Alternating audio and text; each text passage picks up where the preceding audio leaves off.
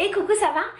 J'ai une question qui revient très souvent, en plus de ma question sur l'alimentation, c'est la question Laetitia, où tu en es au niveau de l'hygiène. J'ai déjà fait plein de vidéos là-dessus, mais je me dis que peut-être ça peut être sympa de faire comme un petit bilan général de où j'en suis et de te parler des différents sujets par rapport à mon hygiène ici au Brésil.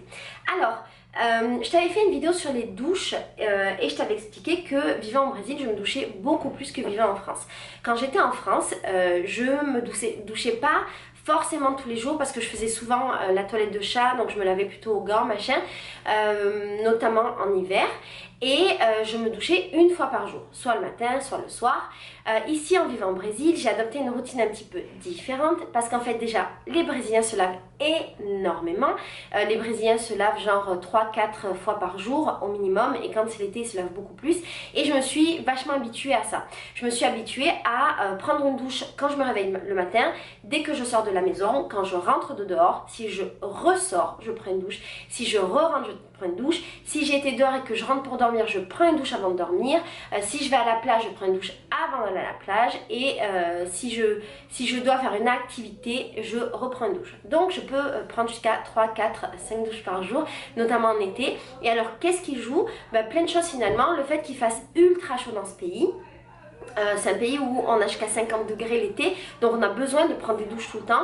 Et puis aussi, je crois qu'il y a quelque chose de culturel ici au Brésil par rapport au fait que les gens ne supportent pas les odeurs, et notamment les odeurs de transpiration. C'est quelque chose qui ne se fait pas du tout. Et alors là, tu pourrais te dire, oui mais Laetitia, tu fais un peu ce que tu veux, si en France tu tolérais, pourquoi tu tolérais pas dans un autre pays?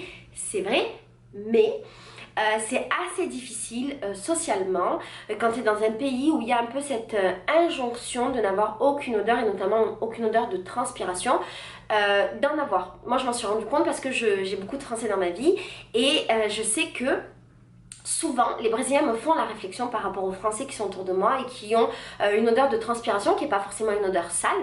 C'est pas la transpiration de la personne qui s'est pas lavée et qui a transpiré plusieurs fois, c'est juste une odeur de sueur. Les Brésiliens me font souvent la réflexion et ils sont hyper attentifs à ça. Et en vivant 2 ans ici et en étant habitués à n'avoir personne avec la moindre odeur autour de moi, et même des gens qui sortent du sport souvent ne sentent pas d'odeur, et j'avoue que moi-même je suis devenue ultra sensible à ça et j'ai du mal à le supporter. Donc je prends beaucoup de douches par jour. Et si tu te demandes, mais Laetitia, comment tu douches, est-ce que ça n'abîme pas ta peau, nanana? Non, parce que j'ai continué à me doucher à l'eau. Alors dans ma vidéo que j'avais fait sur les douches et sur l'hygiène brésilienne, je t'avais expliqué que je ne savais pas si les Brésiliens se lavaient toujours avec du savon. Ce que j'ai compris au bout de 2 ans, c'est que je pense que les Brésiliens, ils font dans les 3, 4, 5 douches par jour, ils en font peut-être 2 grandes douches, genre la douche de je récure tout, et ils sont très fous sur ça, ce que moi je fais absolument pas. Ils font des douches qui durent super longtemps. Moi je me lave toujours à l'eau, de temps en temps je me lave au savon si vraiment je me sens sale, ou si j'ai fait une activité où j'ai vraiment beaucoup transpiré, ou bien j'ai fait une activité où j'étais en contact de la terre. Par exemple, je fais des spectacles de danse et on est tout le temps sur le sol, on est par terre, on est couvert de poussière de tous les côtés. Bon, quand c'est le cas, je vais utiliser du savon parce que je vais mieux me sentir dans mon corps après que si j'utilisais que de l'eau. Mais de manière générale, mes douches, elles durent toujours genre 5 minutes grand max, au grand désespoir de Landron, mon copain, parce que pour lui, c'est bizarre que mes douches durent 5 minutes. Il est d'accord avec le fait que j'ai aucune odeur, que je suis propre et qu'il n'y a pas de problème, mais voilà, c'est toujours un peu bizarre pour lui et il appelle ça ma douche de française. Donc moi je vais me doucher beaucoup à l'eau, et les Brésiliens, donc ils ont leurs 2 grandes douches, et de ce que j'ai compris, le reste du temps ils font ce qui s'appelle jogar uma água, ce qui veut dire se jeter de l'eau, ce qui veut dire prendre une douche à l'eau rapide. Et alors pourquoi ils prennent autant de douches, et notamment la douche avant le sport, la douche avant la plage, la douche après le travail, sur leur lieu de travail? C'est parce qu'en fait ils ont, comme je te disais, ce besoin de toujours sentir bon, de toujours être propre et compagnie, et parce que c'est très mal accepté d'avoir la moindre odeur.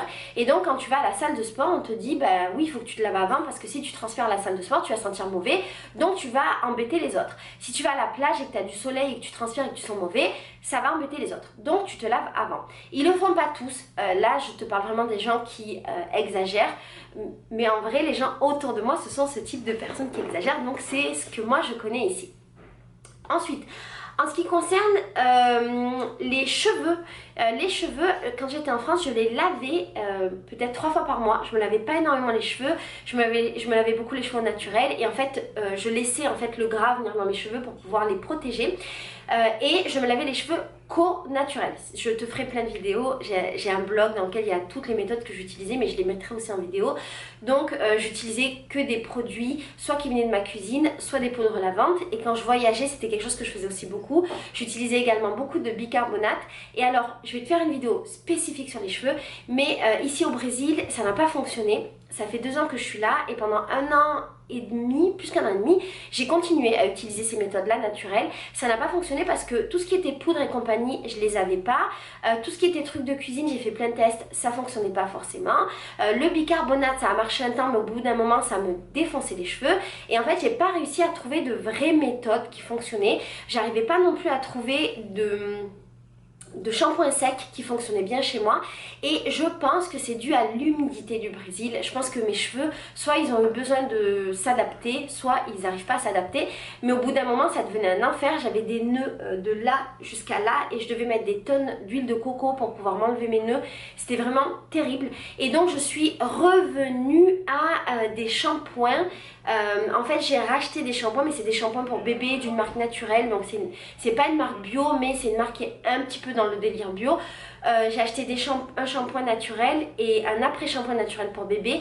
Ça a ça a sauvé mes cheveux. C'était assez incroyable la différence de mes cheveux avec toutes mes tentatives naturelles. Et quand je suis revenue à ce shampoing pour bébé, je sais pas si là tu le vois, moi je les trouve très très beaux maintenant, vraiment beaux. Alors qu'ils étaient en souffrance, j'ai plus aucun nœud, mes cheveux ont repris du volume parce qu'avant j'arrachais beaucoup de cheveux du fait d'avoir des nœuds et du fait d'arracher mes nœuds. Il y a même des moments où j'étais désespérée, je coupais mes nœuds, mais t'inquiète, tout ça je t'en parlerai bien dans une vidéo dédiée. Donc là je suis revenue à ça. Et en fait, je suis en train de rechanger peut-être parce que j'ai trouvé une personne qui fabrique des shampoings solides qui sont vraiment bien, qui sont naturels. Et en fait, c'est vachement cool parce que ça fonctionne sur moi. Ceux que j'avais utilisés avant, les tests n'étaient pas concluants. Donc là, j'ai retrouvé ça. Il n'y a pas longtemps, j'ai testé aussi le fait de me laver dans la rivière avec mon shampoing naturel ou de me laver dans l'eau dans l'eau à la plage, l'eau de... Comment ça s'appelle? Oh, c'est vraiment facile. De la douche en fait, la douche de la plage avec mon savon naturel et en fait mes cheveux étaient super beaux. Donc je pense que je vais réabandonner mon shampoing et mon après shampoing pour partir sur cette solution naturelle. Et j'ai trouvé un après shampoing solide. Le shampoing dont je te parle là, c'est un shampoing solide hein. Et j'ai trouvé un après shampoing solide qu'il faut que je teste et qui a l'air bien. Donc si ça fonctionne, j'aurai accès à cette vendeuse une fois par mois parce qu'elle est dans un marché. Et peut-être que je vais retrouver cette routine là qui finalement me correspond mieux parce que du coup je n'utilise pas de plastique. Je te parlais de la fréquence de lavage. Mes cheveux, je suis obligée de les laver beaucoup plus pour plusieurs raisons. La première, c'est qu'il fait très chaud, donc en fait je transpire beaucoup. Et aussi je danse énormément. J'ai tous les jours une activité physique ici à Rio. J'ai soit des échasses, soit de la danse, soit un instrument de musique, mais c'est assez physique ce que je fais. Donc en fait je peux pas me permettre de pas me laver les cheveux régulièrement. Ils deviennent gras très facilement. Et il y a aussi ce truc social qui fait que c'est absolument pas accepté socialement ici d'avoir des cheveux gras. Je n'ai jamais vu une fille aux cheveux gras au Brésil. Les Brésiliennes se lavent les cheveux soit tous les jours, soit tous les 2 jours. Et quand elles rentrent de soirée, elles se lavent les cheveux avant de dormir parce que c'est genre impossible d'aller dormir avec des cheveux qui ont une odeur de cigarette ou du dehors en fait, de saleté. Et j'ai mes cheveux aussi qui sont beaucoup au sol parce que je danse et que dans mes blocos de carnaval je suis souvent dans le sol en fait avec mes cheveux étalés comme ça. Donc j'ai ces diverses injonctions qui fait que je me suis habituée à ça. Et il y a aussi le fait que comme je suis française et qu'on m'attend un petit peu au tournant au niveau de l'hygiène parce qu'il y a cette réputation des Français qui ne se lavent pas, qui sentent mauvais. Et comme je t'ai dit en début de vidéo, c'est assez vrai. Nous les Français on est très laxistes, du moins très tolérants au niveau de l'odeur de la sueur, ce qui est pas grave parce que la sueur c'est pas sale du tout, mais disons qu'on accepte l'odeur de la sueur et ici ça, les gens ne l'acceptent pas, donc quand les Français arrivent ils le sentent. Et on m'attend un peu au tournant et j'ai toujours un peu peur en fait d'avoir une odeur et que les gens disent tu vois c'est la française elle pue. Je sais c'est gogol, peut-être c'est faible, peut-être c'est un manque de caractère machin, mais Voilà, c'est comme ça. Et pour mes cheveux, j'ai aussi toujours peur que les gens disent ah tu vois la française elle se lave pas. Donc eh ben, je suis rentrée un peu dans ce truc de me laver souvent les cheveux. Par rapport aux aisselles et par rapport à l'odeur de sueur, j'utilise toujours du bicarbonate. Je suis jamais revenue à un déodorant classique, ça fait des années que je suis au bicarbonate et ça fonctionne super bien. Moi j'ai jamais eu d'irritation, j'en mets une fois par jour et je transpire énormément parce que le bicarbonate en fait ne retient pas l'eau, il enlève l'odeur et comme il fait très chaud à Rio, ben, j'ai toujours les aisselles mouillées mais ça me va très bien parce qu'en vrai le fait d'avoir les aisselles mouillées dès qu'il y a un tout petit peu d'air, ben, ça me rafraîchit et c'est aussi l'utilité de la transpiration finalement, donc ça marche très bien. Au niveau de l'hygiène dentaire, tu sais que j'avais testé plein de manières de me laver les dents naturelles. Pendant très longtemps, je me lavais les dents au bicarbonate, un petit peu, pas tous les jours hein, parce que c'est hyper abrasif. Je me lavais les dents à l'huile de coco. Pendant très longtemps, je me suis lavé les dents à l'eau. Et alors ici à Rio, il y a plein de choses qui se sont passées au niveau de mes dents. Première chose, c'est que j'ai fait énormément de soins dentaires. J'ai fait une vidéo sur le sujet. Je me suis fait arracher des dents, mettre beaucoup d'implants parce que j'avais beaucoup de problèmes de bouche. J'ai fait un blanchiment dentaire. J'ai fait des travaux parce que j'ai eu une énorme infection en fait de l'os ici par rapport à une dent qui avait été mal soignée en France et qui est restée pendant des années comme ça. Et en fait j'ai été très traumatisée de mes dents. J'ai dû passer beaucoup de temps à utiliser des produits pour nettoyer, je sais pas comment ça s'appelle mais tu vois le truc rouge là que tu mets, des bains de bouche, voilà ça s'appelle comme ça. Et quand j'ai discuté avec ma dentiste, elle m'a dit qu'effectivement, il n'y avait pas de problème à ce que je lave mes dents naturelles et même que je les lave à l'eau. Que le plus important, c'était de passer le fil dentaire, ce que je fais maintenant. Mais qu'en fait, elle pensait qu'il était intéressant que je prenne peut-être des dentifrices au calcium. Je sais que le calcium, c'est assez discuté, notamment en France. Est-ce qu'il faut qu'on l'utilise ou pas? Est-ce qu'il n'y a pas déjà assez de calcium ailleurs que dans le dentifrice? En tout cas, l'avis qu'elle m'a donné elle, et les Brésiliens sont très calés au niveau des dents, l'avis qu'elle m'a donné elle, c'est qu'il fallait que j'utilise peut-être un peu plus, ou du moins un peu plus souvent des dentifrices avec du calcium.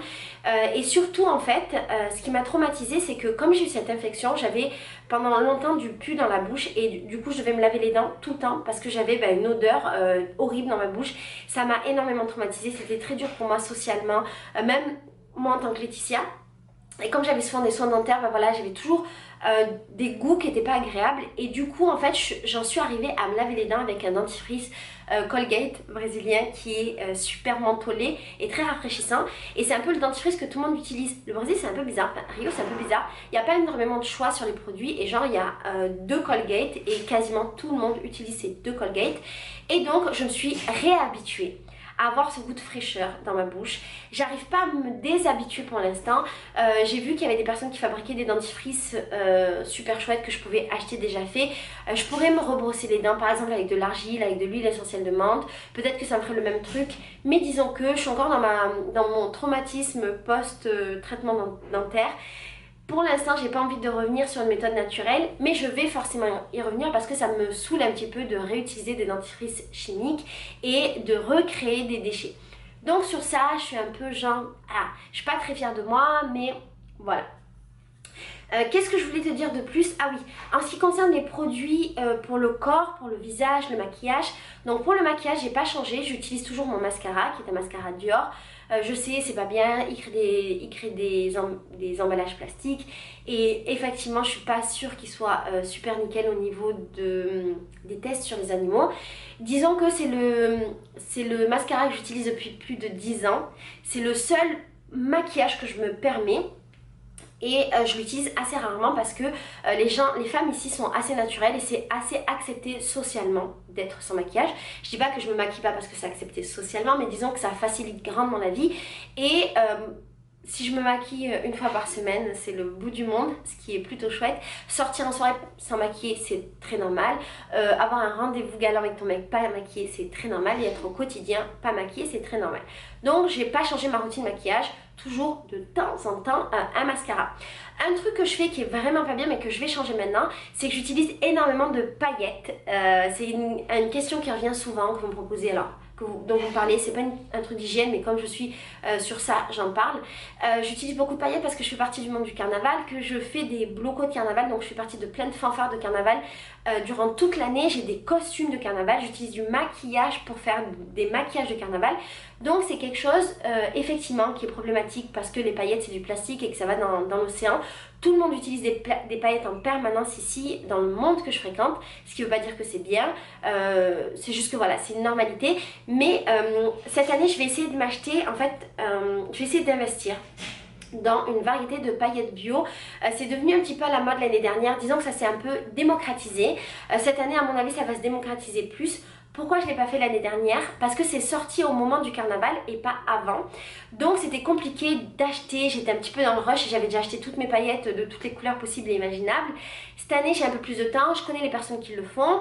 Et puis le problème c'est que l'année dernière c'était ultra cher. C'est jusqu'à 10 fois plus cher que des paillettes classiques. Et alors même si j'ai un engagement écologique au quotidien, parfois je dois faire face à des réalités économiques comme tout le monde. Et c'est souvent un petit peu là où le bas blesse quand on est dans des trucs écolos. Donc l'année dernière ça me saoulait un petit peu, je voulais acheter plein de couleurs différentes et je trouvais que c'était beaucoup trop cher, c'était un gros investissement. J'avais calculé, j'avais plus de 100 € pour pouvoir m'acheter des paillettes et j'avais pas envie de mettre 100 €. 100 € ici c'est vraiment très cher en fait, tu fais beaucoup de choses avec 100 €. C'est le loyer, quand tu vis dans une favela c'est le loyer d'un appartement au mois, donc c'est vraiment beaucoup, je trouvais ça absurde. Cette année je vais faire l'effort, je vais essayer de faire des achats groupés avec des copines, donc on va s'organiser ensemble. Donc il y a de fortes chances que petit à petit j'abandonne mes paillettes au plastique. Je vais utiliser celles que j'ai et je pense en vérité que j'en ai pour des années-lumière. Mais voilà, je vais passer progressivement aux paillettes bio. Pour terminer, en ce qui concerne ce que je mets sur mon corps, à savoir des produits, de la crème, des produits de beauté, du parfum et compagnie, j'ai absolument pas changé sur le sujet, je ne mets toujours pas de parfum, j'ai juste, on m'a offert en fait un truc, je crois que c'est de l'ambre que je mets un petit peu sur ma peau, c'est la seule chose que je mets pour avoir une bonne odeur, même si je suis totalement bien avec mon odeur corporelle. De temps en temps je mets de l'huile végétale avec une huile essentielle et je m'en mets ici, donc ça c'est vraiment genre c'est la fête. Et j'ai continué à ne rien mettre sur ma peau, il y a juste sur mon visage où je mets toujours de l'huile de coco, ce qui est vachement cool parce qu'ici c'est assez accessible, même si c'est au même prix que la France, bizarrement, mais c'est très facile à trouver, on en trouve dans tous les magasins. Donc pour le reste j'ai absolument rien changé et je mets toujours rien sur ma peau. Voilà, je pense que je t'ai tout dit au niveau de l'hygiène, j'espère que ça t'a intéressé, que ça a répondu aux questions que tu avais. Si jamais tu as d'autres questions, si j'ai oublié d'aborder des thématiques, et ben n'oublie. Ah oui, putain j'ai oublié, le plus important, le flux instinctif, c'est ça que j'ai oublié. Flux instinctif, je le fais toujours, c'est génial, ça fonctionne super bien. Je me suis rendu compte que quand j'étais mon premier jour de règles c'était un petit peu plus compliqué avec la chaleur. Par exemple j'étais confrontée à une journée où je devais faire les magasins avec les filles de mes voyages de femmes et en fait on était dehors, il faisait très chaud, on faisait beaucoup de choses, j'étais debout et le premier jour en fait mon corps s'est habitué à ce que je perde quasiment tout mon sang parce que maintenant mes règles elles durent 1 jour et demi. Donc le premier jour je perds énormément de sang et ce jour là j'ai perdu beaucoup de sang, c'était difficile d'avoir accès à des toilettes.